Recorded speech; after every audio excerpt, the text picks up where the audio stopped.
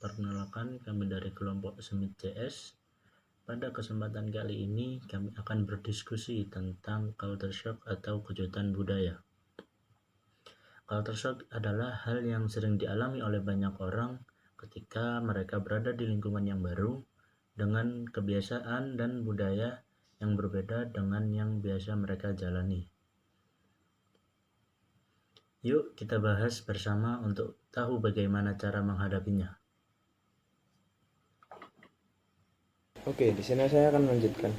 Jadi, culture shock adalah kondisi di mana seseorang merasa bingung atau canggung atau stres karena menghadapi budaya baru yang berbeda.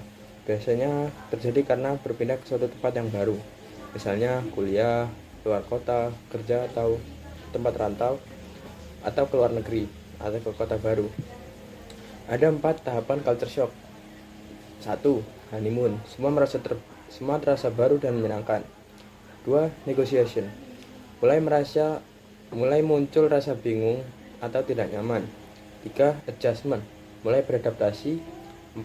Adaptation. Sudah terbiasa dan merasa nyaman. Baik, cukup sekian dari saya.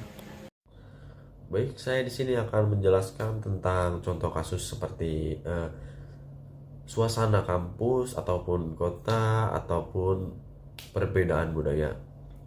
Jadi seperti ketika mahasiswa Jakarta kuliah di Jawa, ia namun kaget dengan bahasa yang halus dan juga gaya hidup yang lebih cepat. Ataupun sebaliknya, mahasiswa dari kota besar yang kuliah di daerah merasa heran dengan tradisi yang lebih kental dan aturan sosial yang sangat berbeda. Awalnya memang sangat sulit, tapi seiringnya waktu kita akan memahami bahwa setiap daerah mempunyai keunikannya masing-masing. Nah, supaya bisa menghadapi culture shock dengan baik, kita bisa melakukan beberapa hal. Yang pertama, terbuka terhadap perbedaan. Jangan langsung menolak hal baru, tapi coba pahami dulu. Kedua, belajar beradaptasi secara perlahan. Misalnya, dengan bertanya, mengamati, dan menyesuaikan diri. Terus yang ketiga, tetap jaga identitas diri karena adaptasi bukan berarti harus kehilangan jati diri.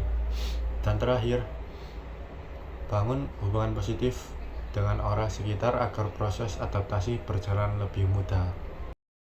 Saya akan menjelaskan tentang dampak culture shock.